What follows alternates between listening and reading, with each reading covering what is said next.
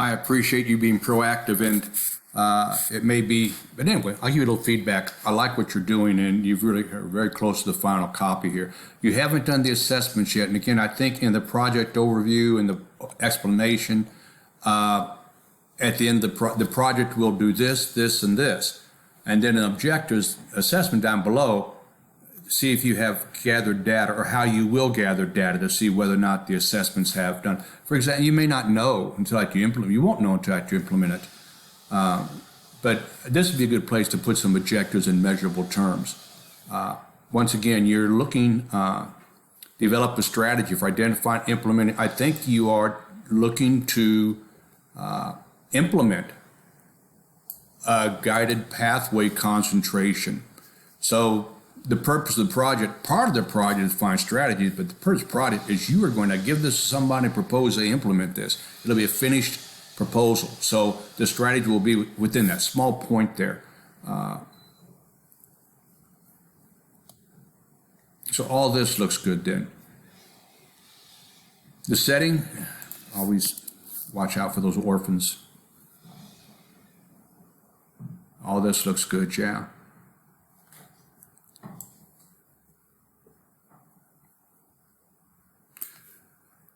So the lack of pragmatic focus, and then you move right to guided pathways will provide a framework. So that's good rationale there with the issue.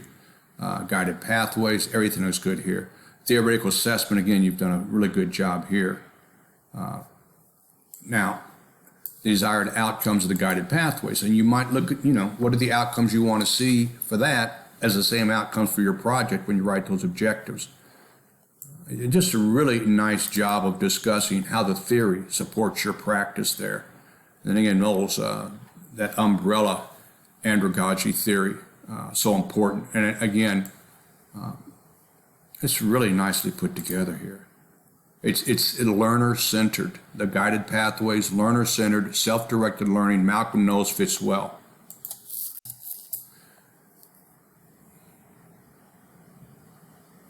Hershey and Blanchard's situational learning theory.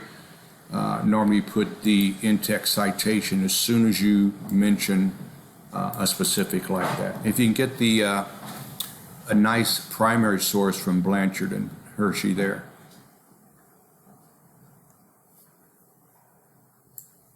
And again, the organizational change, and employing this model, situational.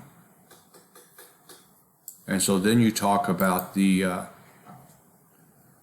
how this theory, it's really nicely put together.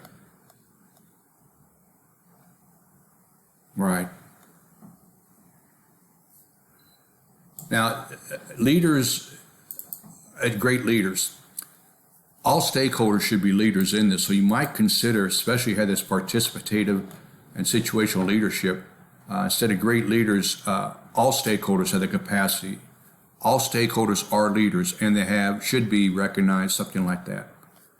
Then the implementation, that will be an item by item. There you go, exactly. There's the stakeholders. That goes right to what I just said. These are all stakeholders. They're all part of this leadership. I'm loving this. It's exactly what it should be.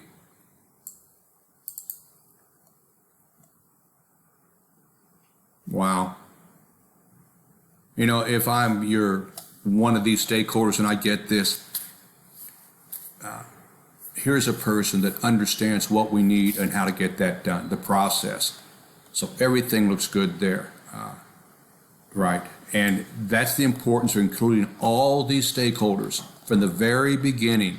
They don't get surprised. They don't see it as something that threatens the status quo that they think. And then you'll get the assessment and the practitioner scholar done. Great, great document.